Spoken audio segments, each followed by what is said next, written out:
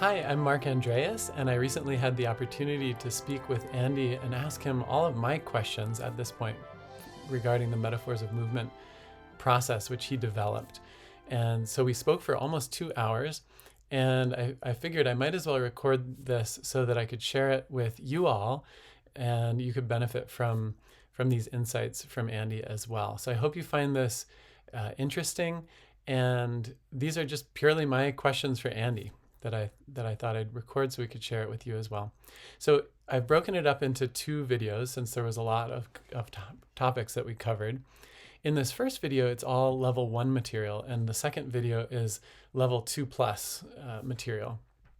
So in this first video, I'm going to ask Andy one question about burdens. Do you still treat internal burdens the same as external burdens? Asking the client, where are you taking it to? I ask Andy about a particular container metaphor where somebody's lying on a floaty in a pool. And what are the implications in this metaphor where there's the container of the pool, it's filled with something that's supporting this person because of what they're floating on. They're not standing up for themselves, they're lying down. What would be the implications if they did stand up and got wet? Would there be implied shame there, given the implication of washing or bathing in the pool? I also ask Andy, is shame when we break a container without growing up? And we have a discussion around breaking a container versus growing up out of a container. With elevation, in level 1, we learned that artificial elevation is a substitute for growth.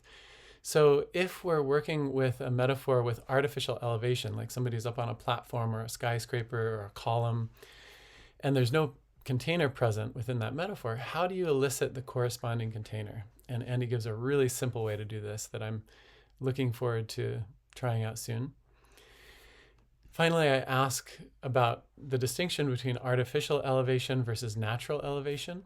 And is there a corresponding container to both or just to the artificial one? So like, for example, the difference between being up on the top of a mountain peak versus at the top of a column.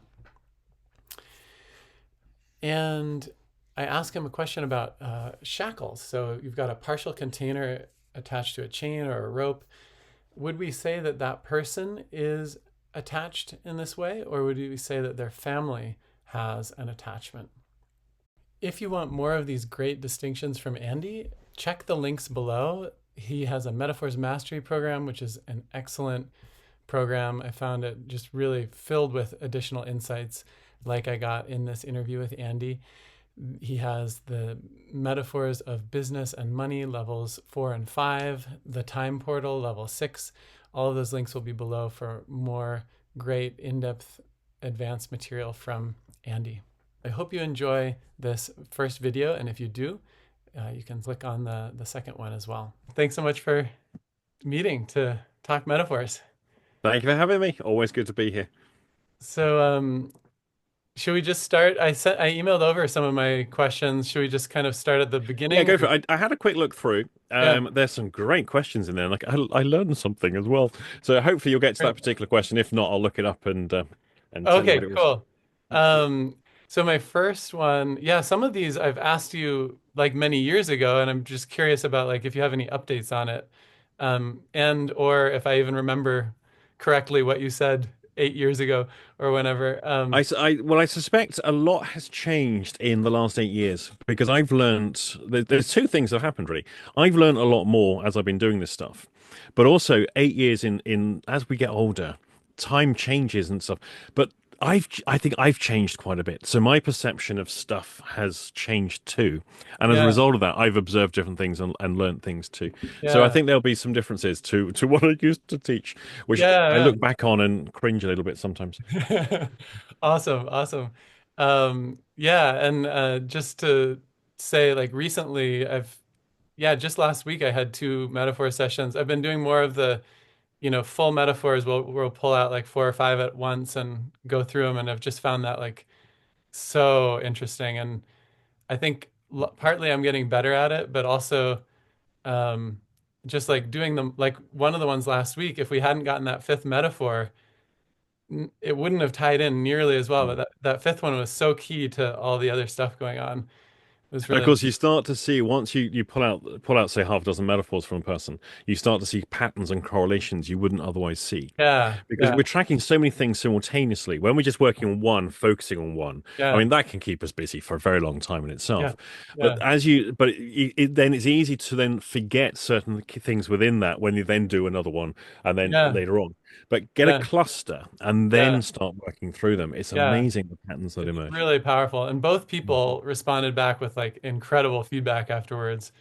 Um, and yeah, so anyways, initially when I was doing metaphors, I remember it used to take me 90 minutes just to do one metaphor because it was like there was so much just in one. I was like, how can you possibly fit another one in there? But now I'm able to go through and, do four or five in 90 minutes, Mm, at least in some way. And of course you can, then I'm finding often we'll come back to the cluster and go deeper in it, mm. um, too. But I But think the other thing that happens with experience is relevancy. We yeah, because metaphors are so information dense. I mean, it's yeah, incredible. yeah, But which bit, which bit do we pay attention to when there's so much? And I think yeah, and certainly I look back now, and in the early days, I was probably focusing on the things that were relevant to me because to eliminate ourselves and our own bias from what we observe is incredibly hard to do. The yeah, subjectivity of stuff, yeah. and I began to realize that I was seeing patterns in clients. I was getting clusters. So Hmm. I would see the same thing in say 10 different things. Hang on, I've got 10 individual human beings and I'm coming to the same conclusions with them all. Uh, That might be me. It's not them. And so I think with more experience, we start to pay more attention to the other person than we do necessarily ourselves. yeah, yeah, totally. That makes a lot of sense. So, yeah, actually, one other thing I've noticed too that is that now that like initially I was like, okay, don't tell me any content because that's going to confuse me, and like I'll just stay within the metaphor. But now that I've practiced that enough, now having the content just makes it easier for me to notice the relevancy. Like what are the Mm. elements that are relevant to explore further, and it like helps me notice idioms that are going to be more impactful as opposed to just getting confused between the content and the metaphor. So that's been interesting too. Or sometimes I'll get the content after the first elicitation, then I'll get more of the details and the life experience and all these additional connections. I'll be like, oh, there's this idiom and there's that other thing that I didn't see before. So that's been interesting too. So Shall we get to the questions? yeah, let's get to it. So with burdens, do you still treat internal burdens? I believe that before you still did the where are you taking it to for the internal ones as well. Um, is that still what you do? And Yeah. is there any additions to how you treat the internal ones? So qualitatively, internalized burdens versus externalized burdens, they have differences. They're both manifestation of responsibility. The person is taking responsibility. Yeah, They're shouldering the burden, they're carrying the burden of responsibility. yeah, Now, some of those are very public, and they're the ones that they will manifest in metaphor externally. That we yeah, know that's what the person is feeling responsible for or taking responsibility for. yeah, It might well they're looking after a sick relative, for example. It could be something like that, which may for them manifest representationally in a metaphor of a burden. That's going to be externalized. But there are certain ones that are internal and they're secretive. That we've adopted them, but we haven't necessarily told anybody else. I'm responsible for my mother's happiness, for example. They might even be things we keep secret from ourselves to a large degree, but when pointed out, yeah, that is, the person admits that's what they do. Um, so uh, internalized ones are ones that don't have a performative or public element. Not to yeah. say all external ones are performative, but a lot of them are. And so We my all know question, that person at work who's the last one to go home and they have to martyr themselves constantly to show everyone how busy they are. yeah, yeah, There's a performative element to right, right. their responsibility taking. And that totally makes sense. My question is, if you take the metaphor literally, somebody who has an internal burden, it would appear that that's not their choice, that somehow that this is inside them, but it's not like they could, unless it's like something they swallowed, but often it's like, how did that get in there? It doesn't seem Okay, like something that they would choose even So if this it's is something not in public. the level 6 work, which is on the timeportal.mom for anyone that wants to look this up. If they Yeah. haven't done the level 1 and 2 training, don't just don't try. Don't do this. It will just confuse the heck out of you. So Yeah. the timeportal.mom, great. I couldn't Yeah. believe there was a suffix for that for domain name. Is the level 6 work. Now in that we're looking at time patterns within time coding within different Okay. things. Yeah. Now, burdens are have a very distinct time orientation to them, in that they are historically orientated. So Yeah. they're very much based on the past. There's something we've acquired in the past and we're carrying with us into the future. Yeah. And what it represents is a continuity. We're taking something that's historical, keeping it in the present. So we're not letting it go. We're keeping it in the present. Now, because it has a historical and present component, when we ask them where they're taking it to, we're forcing a different time constraint. We're forcing them to be future focused, which is Yeah. incompatible with the coding that is required in order to have the burden there in the first place. Yeah. Now, And that's all the, but there's more. There's more. Hang on. yeah, yeah, okay. Because that's Now what you taught combine for, that for with a long something time. else, which is Yeah. another thing that's in the level 6, which is which is something a term that I made up and applied to. So call it what you will. Installation. People, families, especially parents, instill values into you. They Mm. put ideas into you. They put beliefs into you, and Yeah. some we reject, and some we take in. And Mm. some parents will put responsibility into us. Mm. Sometimes we will take responsibility and put it into ourselves. We'll internalize it, and it becomes part of us. It becomes part of our character. It's part of who we are. Now, Mm. those are the internalized burdens. Yeah. And Okay. so, quite often, what you'll see is if a person has taken in a responsibility, and often the internalized ones are from early in childhood, Yeah. part of the emotional and psychological territory of the family gets carved up. Father has dominion over anger, mother has dominion over anxiety, eldest son has dominion over humor. You know what I mean? Families divide up the territory, and it may be divided up differently to how I've just described it. But Yeah. essentially, father's allowed to get angry, but you get angry, my boy, you get punished. Yeah. You express anxiety, it gets dismissed or ridiculed because you've got nothing to worry about. I do all the worrying for this family. So there's Mm. a dominion that is Mm. taken over it. Now, in part, what can happen is somebody responsibility gets carved up too. And the internalization can be part of that carving up of territory, the emotional territory. And Yeah. so now the character development of an individual can be shaped by that. Okay. Cool. That makes a lot of sense. Installation. Yeah. What we take in or not, but it does have that kind of more of an element of lack of choice almost, like as opposed to the external burden where it's like, okay, this is something I'm shouldering. There's like that choice element, whereas with the Right. internal burdens, there's there's I guess some degree of choice of like, do I reject it or take it in? But it's one of those early childhood things where we don't really have that much choice about. When we're four, we're not aware we necessarily have choices. Yeah. And again, it's different in different families because some families are a lot more imposing than others. Some families are a Yeah. lot more liberal than others. Some are a lot more conservative, and you will be Yeah. what we tell you to be. There's Yeah. character is the most important thing.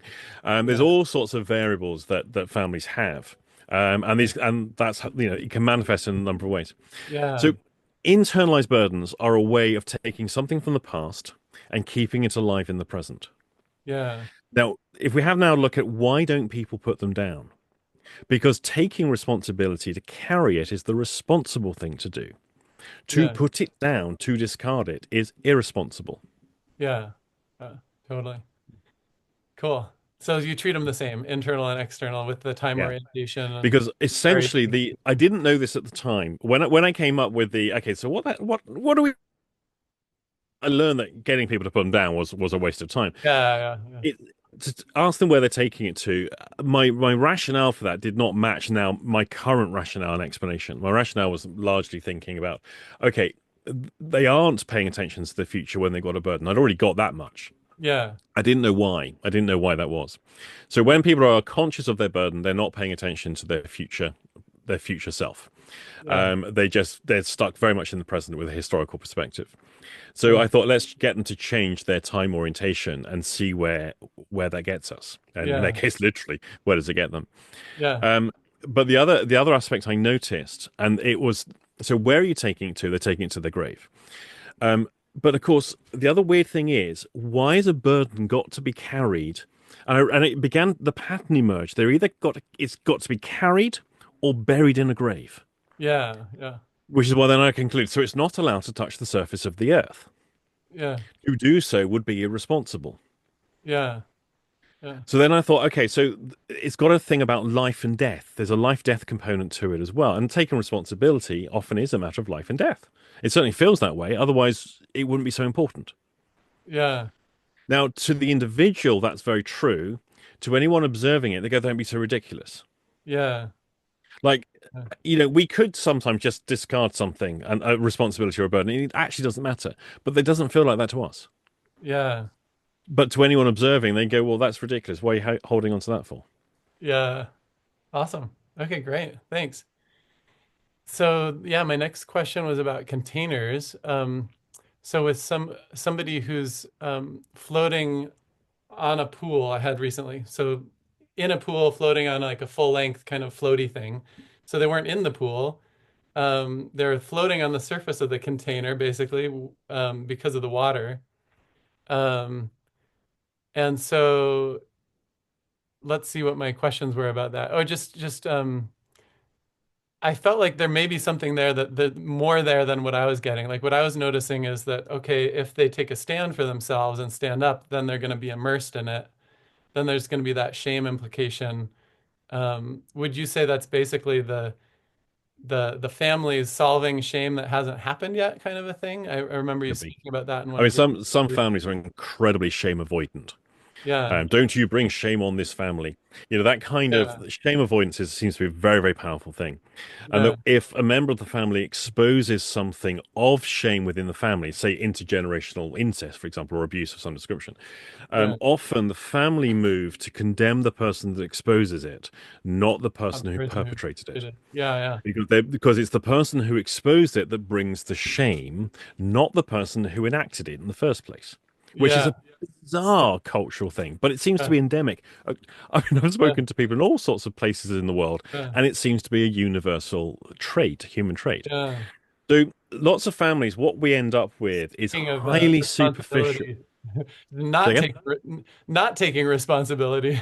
It's like the opposite of the burden almost. Right, so yeah, exactly. Thus, allowing the whole stuff to perpetuate and often can then continue down the generations. No one Yeah, must talk about this. It is so. yeah, So what starts to happen within certain families is a superficial family narrative emerges that everyone can side with and agree with, and everyone knows it's safe talk. It's like small talk for family. Family narratives emerge that everyone knows we can talk about these things and within these constraints of conversation, and none of us get the filthy look from mother. None of us get criticized or beaten by father.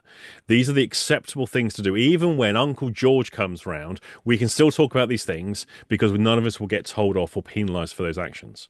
yeah, Now, everyone invests in that. They're not necessarily conscious of it. And so now the family conversation takes on this la di da di da di da da superficiality to it, where no meaningful information ever gets exchanged. But as yeah, long as everyone's upbeat and superficial, everything's safe and fine. yeah, And so now what starts to happen is it's all fake, it's all false. yeah, But no one person would dare penetrate through. No one wants to become the truth teller because yeah, we only have to look at narcissism studies to see what happens to the truth teller. yeah, So now, if you are the person who is consciously aware of that, because we have to remember when people just do this as automatons, people aren't doing this consciously and calculatedly. Like we must stick with the family. No one thinks yeah, like that. They yeah, just get people get caught up and go along with stuff. yeah, But you might have an individual within the family who becomes consciously aware of it. yeah, Now, psychologically, how do they survive? yeah, They've got to have an adaptation response to that, which might be maladaptive, of course. It might be compensatory. but they have to find a way to deal with it. So if Yeah. I find a person in their metaphor, they're floating on a pool, and I'm guessing is it those pools are elevated, or is it ground level? Because there's It slight was ground level. variances. It was a ground level one. Okay, because if it's in one of those ones that's elevated above ground level, then we have a status component. Yeah. Yeah. But if they are at ground level with their floating, they're basically not in that container. Yeah. So they have basically taken a laid back approach to float above it all. Yeah. So they're not getting deep into it. So Yeah. they have a superficiality to the thing that supports them, and family. Even there's only superficial families can be supportive, Yeah. and they've taken a laid back approach. But of course, in that metaphorical situation, as you say, they can't take a stand and stand up for themselves because now they're getting deep into it, Yeah. Yeah. and that can be problematic. Yeah. So now we can look at if we were to translate that metaphor into actual everyday life, what behaviors would we see from that person? And Yeah. that's a person who's just going along with things. Yeah. Yeah. They have stayed a superficiality with it as well. Yeah. Yeah. Totally. Awesome. But they're probably unbothered by it because they're superficially above it all. Yeah. Yeah. Yeah. It was a very comfortable scene. Yeah. Cool. So then we have to look at what's the cost of getting that person to change their position. Yeah. Because we always look at therapeutic outcomes. So, okay, we get a person, we introduce a change into a person's autogenic metaphor. Now, Yeah. what we've got is, yeah, we've done good, we've changed, but there's often a cost attached. And so, were we now to get the person to change that position, and say we get them to leave that whole scene somehow, so they're no longer in that position, what have we done in terms of their relationship to their family, Yeah. um, and what would their family detect? Yeah. You see, what is a container? A container metaphor is representation of experience into which you were born. They are the boundary conditions that family and community and society and culture are communicating to you. They're the boundary conditions of your birth. And largely, if I'm father, I'm raising you with boundary conditions that are important to me. And they're important for me for you to have those too. And then you step outside of those and reject them. Yeah. Now, what happens to our relationship? Now, nothing dramatic happens behaviorally, but attitudinally, there is going to be a difference now that will happen between us than what we had before. Because clearly now you're rejecting the values, the boundary conditions I've placed around you since you were born. Yeah. Now, hopefully, for many, many people, that's exactly what the person needs to do. They're going to individuate from family and then differentiate. Yeah. What many people do is they differentiate without individuating. You want to know what that looks like? Teenage rebellion. The Uh, person puts glue in their hair, they become a goth, all those kind of things. yeah. Teenage rebellion is differentiation without individuation. Mm. Yeah. Containers growing up is individuation. And then hopefully from there, differentiation begins at an incremental way. Mm. Yeah. That makes sense. I, as the parent, need to allow you to do that. Yeah. Not every parent likes it. Yeah. Not every parent likes their children actually individuating and differentiating. They Yeah. want you to be an extension of them. Yeah. Yeah. And some parents really, really struggle with that. And some get nasty.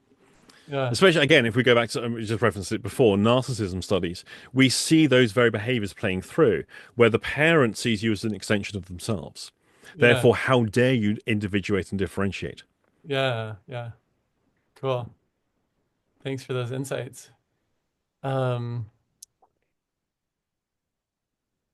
okay. Then, yeah, I was wondering, is shame, or at least, yeah, so breaking a container without growing up, is that shame? Or, Shame classically represents as contamination, right. but there's plenty of reference experiences that people will say are shameful that have nothing to do with contamination. But I would argue that Yeah. all contamination is shame, but not all shame is contamination. So I now, guess, if a person breaks a container without individuation, yeah. what would that look like in real life? And we can see that with young offenders who destroy their families through their behavior. Mm. Because again, remember what containers are. They're Yeah. the boundary conditions that are largely communicated by family, but the Yeah. boundary conditions of culture, family, society, all those existent Yeah. structures that Yeah. existed in the world before you were born and you were born into. And Yeah. some people will try and destroy those. We see it now with, say, in some factions of progressive politics.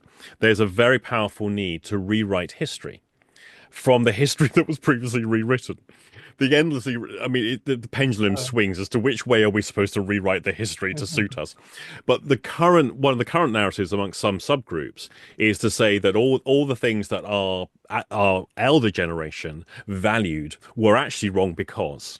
And this is why that's actually a symbol of evil rather than a symbol of the good and patriotism that they used to portray it to be. And uh, so these are other ways it can be done, which is the challenging and the crushing of historical values from a present day position. yeah. So And if some people do that with the family as well. so to take your yeah, like young offender who's broken the container but they haven't individuated. That so my question is like, for example, often with clients, their impulse is like, well, I don't want to grow up, I just want to break the container. And I think that's um what you're talking about in terms of like, oh, what they said was wrong, but we're not going to grow as individuals. We're just going to like do the opposite. Like the opposite of the problem is the solution, which is actually not the solution. Speaking as a white middle class British guy from the south coast of England, I can say that that's probably nothing I'm ever going to see here with any clients I work with. I suspect Uh, if you're seeing that, there's a potential cultural nuance. uh, America, if we look at when you different, say that, what are you referring to? okay, so The wanting to people break out who of it don't want to without grow growing. up, they want to destroy the container. Oh, I've interesting. never seen that. Oh, I wonder if it's an American thing. I think it might be because America has very high levels of hostility and aggression within the culture. And I also, I don't know, there was something you said about individuation but not growing up. I feel like that's what our country did from England. Uh, Interesting. I don't know. I remember Alexis de Tocqueville was, I don't know, he was talking about, he wrote about democracy in America. He was a French guy, like in the 1800s, and he said, "Nowhere is there less independence of thought and freedom of expression than in America." When it was like the first democracy, and it was he was basically the comparison. When I first read that, I was like, "What are you? How is that even possible? Like it's the first democracy." And then I made that teenager comparison that you just made. It's like everyone was going around with their red hair or whatever, but there was actually less independence of thought.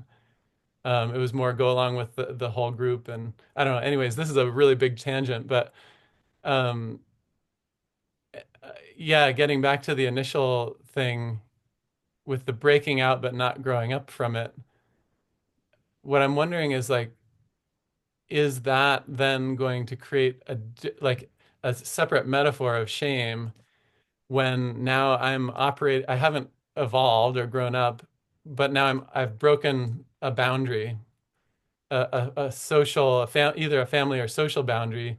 You know, shame is basically when you go against the social norms, right? Not necessarily, because you can be ashamed of anything. You can be ashamed of things you have done. You can be ashamed of things you haven't done, and that can be at a localized level or a macro level. So because it depends on what scale of say human organizations. What Uh, scale of organization are we talking about? Say within a family unit, within an individual, within a social structure, a local regional culture, a national culture, society, and so forth. It's problematic to try and get a generalization on it. But all I can say is I've never seen anyone do that or want to do that. Want to break out of a container without growing up? Yeah, Interesting. never been an issue We just don't want to no, grow up never an like issue that I've we're, been aware of. Let's put it that way. yeah. Now I'll try to notice because I do work with a lot of clients outside of the US. So I'll try to see if that's just a within the US thing or maybe it's And there's me. also Maybe remember it's there's just me. I don't want to grow up. well, this is the other one. Is there a risk that, and again, what I was saying before, which is when you get clusters of things, Yeah. the consistent factor with all those different people is the person who's eliciting it. And so is I'm always aware of this. Is it something I'm accidentally eliciting? You know, we're Yeah, projecting and yeah, eliciting what we project, but not know yeah, it. And that's incredibly common in therapy. yeah, And unfortunately, it's something almost impossible to see when we do it. yeah, Um, we can observe it in other people, but observing it in ourselves whilst we're doing it, I think, is almost impossible. I don't think it is yeah. possible. I know it's my own experience with growing up metaphors initially was that like I wanted to like get the benefits of growing up without actually doing it.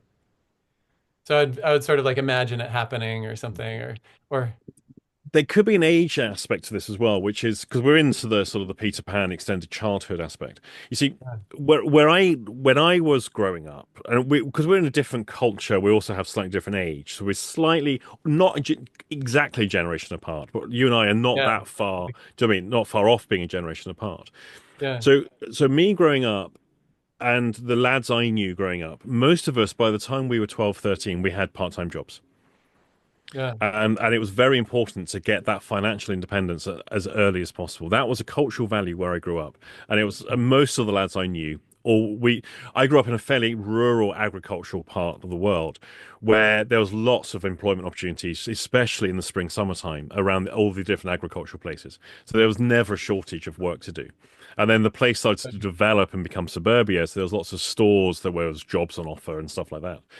mm, So that kind of financial independence while staying within family was quite normal, but also the pressure to move out of home quite quick was also normal. So mm, virtually everyone was leaving home 16 to 18 years old, through yeah, one mechanism or another. Now, yeah, if we now scroll forward to the post 2000s generation, we now yeah, have the eternal childhood, yeah, where essentially we see it's perfectly acceptable for 30-year-olds to go to conventions dressing up as dogs. In cosplay type scenarios, or going to Star Wars conventions, all dressed up as Star Troopers, and the whole cosplay thing, which we would have regarded as children as being a child behavior. yeah, People are playing with toys. We see adults play computer games. These were regarded as things for children. yeah, But because social demographics, economics have changed, we have more leisure time, we have more yeah, opportunity, and the yeah, cost of these things has come down. yeah, So I wonder if there's a certain the concept of what is maturity has changed. I'm yeah, not saying any of those things are wrong, by the way. I'm not saying people yeah, shouldn't yeah, do yeah, that. They've got to grow yeah, up. But I'm saying that there's been a huge shift in culture where people are yeah, actually able to indulge more of their, for want of a better metaphor, their inner child, and yeah, actually behave like a child. And yeah, let's face it, it's great. yeah, totally. People enjoy themselves doing it, and that's why they do it. Yeah, And I don't think that anything like that should be condemned. But I think there is a cost within culture. And the cost within culture is largely it's about being provided for and not providing.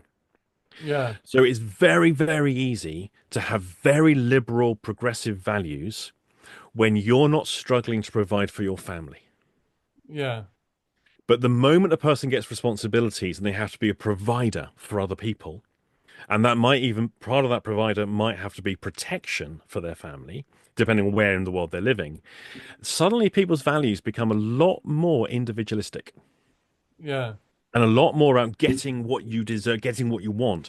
And so people's sort of social political paradigm changes whether they are needing to be the provider or they're being provided for.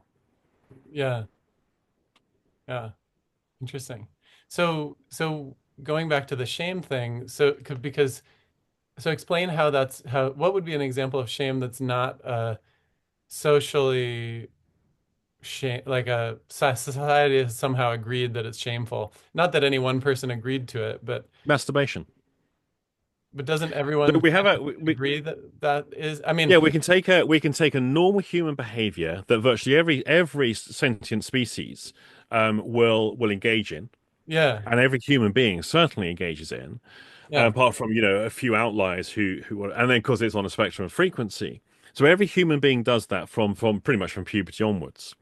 yeah, And yet, the thing about being blackmailed, because you get the thing, transfer right, yeah, $2,000 in Bitcoin, or I'll upload the video that I've secretly got of you.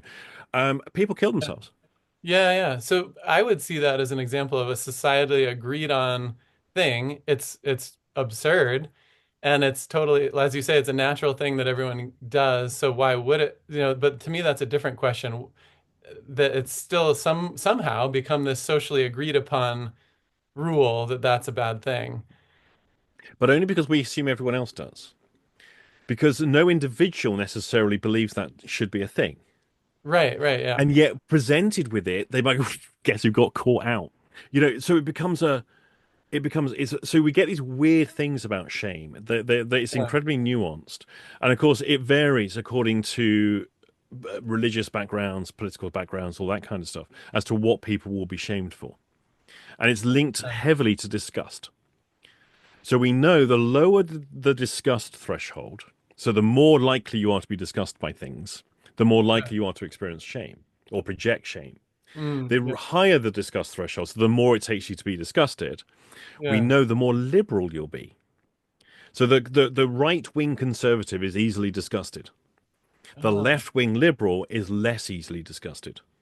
oh, And that then cuts across into oh, all sorts of other things. So who's most likely to feel shame and use shame as social control? People on the right. oh. And so that's why you have these weird value shifts between, say, political divides as well, Yeah. in terms of what people will respond to and what people use to penalize or punish other people with. Yeah, yeah. So like to take that example, well, I guess, yeah, so I mean, there's also context. Like it's a little different if you're masturbating in a public park versus in your own bedroom or something. And I think that's maybe part of it is the inability to like contextualize things. And so then it's all disgusting as opposed to, wait, maybe don't do that on the slide that I'm about to use. Right. So now let's come back to containers and people who want to break the container but not grow up. Yeah, So now, what is a container in terms of its function in for the individual? Now, containers are both traps, but they're also protection.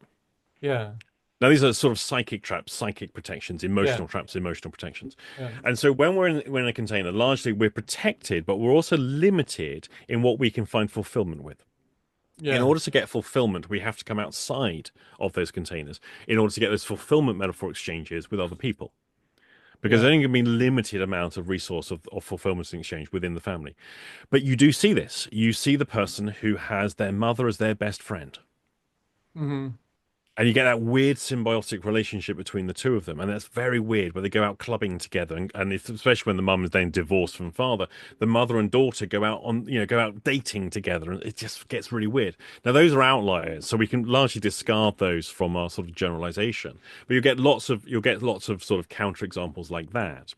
But yeah, generally, the container is going to limit your fulfillments. So you need to take excursions out of there in order to find that. But it also provides protection as well as limitations within that. But the yeah, other thing is, of course, it protects you from things from the outside, like shames and getting hurt. yeah, But the family, the container represented by family, or sorry, family represented by container, is often the source of shame, and in some dysfunctional units, the source of hurt. yeah, When it's actually supposed to be the opposite to that. But of yeah, course, now there's other factors too. mm, Some families raise their kids to be unbelievably naive and yeah, unbelievably undeveloped, and then at 18 years old, cast them out into the world, fully fledged adult. Off you go, and yeah, the person has no preparation for dealing with the world whatsoever because they were yeah, never given the resources to deal with. yeah. Yeah, so I guess there can be shame within a container for sure. I mean, you could have being in a pile of shit in a container metaphorically or something. But I suspect if you elicited a metaphor from people, you're unlikely to see that because we're Yeah, juxtaposing different portions of experience, and we tend to feel when we're ashamed in context of the behavior and the identity. right, We're right. not necessarily going to be feeling it in the context of a container metaphor experience.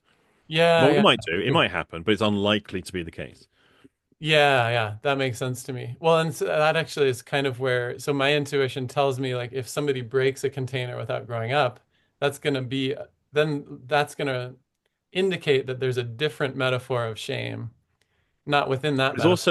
it's also a will to be destructive, but not a will to be mature. Yeah. And it's Yeah. easy to be destructive. Anyone can do that. Yeah. Yeah. And Totally. unfortunately, destructive tendencies will always find a target. Yeah. And then we often see that individual later on in life starts to become self-destructive, because Uh, it just always finds a target. Everything that's a feed-forward behavior will always find a target. Regret yeah. always finds a target. We'll always find some reason to be regretful. Shame will always find a target. If we have shame, we'll attach it to things as we go through life. Mm, yeah. So often these behaviors become feed-forward, and then start destroying other contexts as well in our lives. Yeah. Yeah. Interesting. All right. We might have to have another conversation. I have a lot more still. Um, so with elevation, you talk about how there's always the corresponding container to elevation. So, because elevation is growth without, or not, it's the lack of growth, the substitute for growth. Mm. Um, so I'm wondering, like, I've been exploring ways of trying to elicit the corresponding container because you say, work with the container. That's what you need to work with, not telling somebody to leap off of a tall building or something.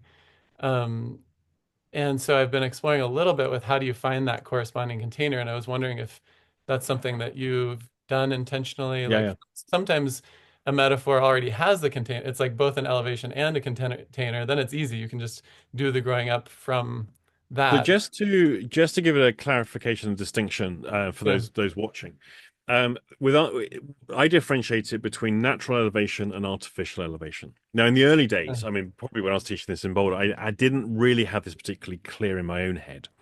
Now, an artificial elevation is when a person is on a naturally occurring elevation, like a hill, Yeah. that kind. Yeah. An artificial one is they're standing on a platform of some description, a column, a pillar, a building, that kind of stuff. So naturally occurring elevations are the things people have worked towards, and that's part of the terrain through which we live. There are hierarchies whether we like it or not. Unnaturally, so man-made ones are the artificial ones, which are the substitutions. Okay. They're substitutions for growing up. Okay. Yeah. So That was it's the a thing I wanted to start. categorical distinction. Yeah. And it's I If think you're up now on a I think that mountain peak, you're not necessarily going to have a corresponding container, but if no, you're up on the tall building, there will be. you've got it. You've got Okay. it. Yeah. Right. So now, how do we elicit that metaphor? It's easy. I just elicit five or six metaphors before I start working with any of them, and then just reverse back. Every single time, if there's an elevation within that collection, there's going to be a container every single time. Ah, okay. Yeah. In fact, I cannot. I'm just trying to think. Can I think of any example where that's not been the Hmm. case? I can't. Yeah. Now, if Okay. if I'm just working a shorter session with somebody, and I'm not going through all those, five or six things, and I get the first one that comes up is an elevation. So I will elicit that, and then say they're standing on a column. Of course, we're going to see anxiety, vulnerability, those kind of things, Yeah. aloofness. They might be perceived to be stuck up. All those idiomatic things that they're going to get. Yeah. I might then go, okay, so this is kind of interesting because I've got to ask you the question. Tell me about your childhood. Hmm. And then whatever response they give, they go, oh God, okay, what's that like? Ah, okay. Simple as Cool. that. Yeah. Just go straight for it. Awesome. Great. Because remember, because obviously Uh, container experiences are lifelong, and so they yeah. often, take shape in childhood. So to get container metaphors, ask them about childhood. Yeah. Yeah. Okay. Awesome. I'm gonna do that next. Great. Thanks. So attachments. So yeah, I was curious. So within attachments, I had a client recently with it was a shackles to the attachments. So would we say that their family is attached to blah blah blah as opposed to they are attached to it or both or I wouldn't, because idiomatically, that's not what's in the metaphor. yeah. I Now, mean consciously, that's exactly what you should be thinking. yeah, yeah. That's exactly what you should be thinking. But idiomatically, I wouldn't be saying that. Not even what about if you like I'm thinking after you go into the, containers is about family, society is, if you kind of go No, in, because if I'm working with people on the metaphor stuff, I'm not necessarily going to explain those things. Yeah. We But got to remember if I if sometimes though, I'm right? if I'm talking idiomatically about your metaphor and I'm Yeah. projecting something that's completely incorrect, Yeah. I'm not going to do any harm whatsoever. Yeah. But Yeah. if I'm now projecting into your real world represent sort of the left brain experience of your life and Yeah. I'm getting it completely wrong, I could be causing all sorts of suggestions and leading you into ideas that may not have any validity whatsoever. So I tend to use idiomatic communication when working with metaphor. I don't necessarily project into it, oh, this is going to be about your family, and this means this, this, and this, and this. However, what it Mm. is going to do is shape my reasoning and thinking and help inform me about what's going on for the person. Ah, okay. And is that, I feel like maybe that's a shift from how you're doing things at some point, but because I thought you did more of a balance between the different ones of, like doing the idioms and all of that stuff, but then also when appropriate, and we could talk about how you know that, but going into containers is about family, tell me about your childhood, that kind of a thing. I thought that you incorporated that into your sessions regularly. Can Is that? I, sorry, can I just pause for a second? I've Yeah. got two dogs shouting their head off, and Oh, it's I'm kind of trying to oh pay yeah. attention. And Sorry, I hold on can't one even hear second. it. Zoom does such a good job of tuning out the background noise. Okay, so Yeah. now if we just come back on track to where we were. So mixing up the sort of the real world interpretation from stuff, you can do that. You can. Yeah. Um, I would recommend to people they try not to as much as possible. Now you have to bear in mind when we're in the training room, I've got to explain both to Yeah. people. Yeah. Yeah. If I'm working with clients, then I'm not necessarily going to be doing that. I might do, but I've got to have a very good level of certainty to do that. Okay. Interesting. So The, yeah, so then with containers, do you just how much do you since there's not an easy idiom to explain why that would be a growing up situation, do you just tell them to grow up with no explanation, or do you have some kind of Pretty a much, I go, well, so you're trapped. This sounds like a terrible situation. You're completely restricted. You can't go anywhere. Then all the Edomites. Do you know what? There's something I'm going to ask you to do, and I don't think you're going to like it very much. hmm, Tell you what, just close your eyes for a second, because inside that container there, what I want you to do, grow up. hmm, Pause for effect. I mean that literally. I want you to grow up, up, up, up, because I think it's hmm, time you grew out of this. It's hmm, time to outgrow this situation that restricts you so much that you've probably had for a very long time. That hmm. kind of stuff. And you basically just keep it to that. Yeah. Nothing about this is from family, society, or yeah. No, Okay. because again, you have to remember every therapeutic maneuver we do, no matter if we think it's bringing about the greater good for that individual, it carries a cost. Yeah. Because what are we doing? What are we do when a person is growing up out of a thing? You see, when a person is restricted and limited in their life, most people will be able to relate to this. And they're basically being what their parents, their family know them to be. They Yeah. get on fine. Yeah. And then something happens. They go on an NLP course. They suddenly start reading books they've never read before. They start looking at business and money making and all that kind of stuff. And suddenly they realize they want to do something completely different with their lives. And they're gone. They're off. There's no stopping them. Now, most people, they have that as an idea. It wears off after 3 days. But for some people, they absolutely start to transform. Now, watch what happens with the relationship with their birth family. Yeah. They think they've joined a cult. They think something's happened to them. They think something's gone wrong. What's happened to you? Are you bipolar? It's never seen as, oh, what a wonderful thing you're doing so well. I'm so glad you've broken away from the family and you're now doing your own thing. Yeah. People don't, that's not how families tend to operate. Families operate by measuring you against your personal history, not against your potentiality. Yeah. And so when you start thinking about your potentiality, that's not what your family see. They see the potentiality that they projected onto you, that they comes from themselves. They're not seeing the potentiality we see for ourselves. And so quite often what can start to happen is friction starts to happen within the family. Yeah. Anyone that's worked in psychiatry will see this when the patient goes home on weekend leave back to their parents. You get them nice and stable over a few weeks. They go home. By the Yeah. Monday, when they come back to the unit, they're completely Yeah. batshit crazy again. Uh-huh. Do you ever include the "this is not your fault" part Oh in yeah, yeah, yeah, in your spiel? Because that seems like a really important yeah. element to And so communicate. you say, this is not your fault because this generally precedes you. This container's older than you are. It's all part of the stuff you were born into. Still, Mhm. the thing is, it's not your fault, but that's what makes the next bit bad news. Yeah, Going to make you responsible for it. That's why yeah, you're not going to like what I'm going to say. Grow up, blah blah blah blah. yeah. Okay, cool, awesome. I hope you enjoyed this part one Q&A with Andy. And if you did, I welcome you to watch the second part, in which I'll be asking him, are all attachments in metaphor unhealthy, or can there be healthy bonds or attachments? And with regarding immersion metaphors, is an immersion a hurt metaphor that hasn't happened yet? You know, where there's the threat of death. Is it a hurt that hasn't happened yet, but since you can't take a different relational position, which is what we learn in level 2 about Hertz metaphors, is taking a different relational position. Since you can't take a different relational position in the middle of an ocean, the only thing you can do is take all positions, dissolving into the solution. You'll hear Andy's response to that. I also share an example of my own where I was up on a mast in the crow's nest. So it's an elevation with container there, right? Substitute for growth.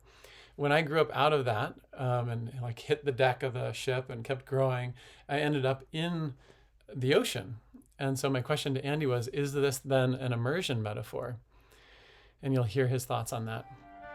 I also ask Andy, is space an immersion metaphor or a void metaphor, or anything more he has to share about space as a metaphor? And you'll hear other metaphor examples as well.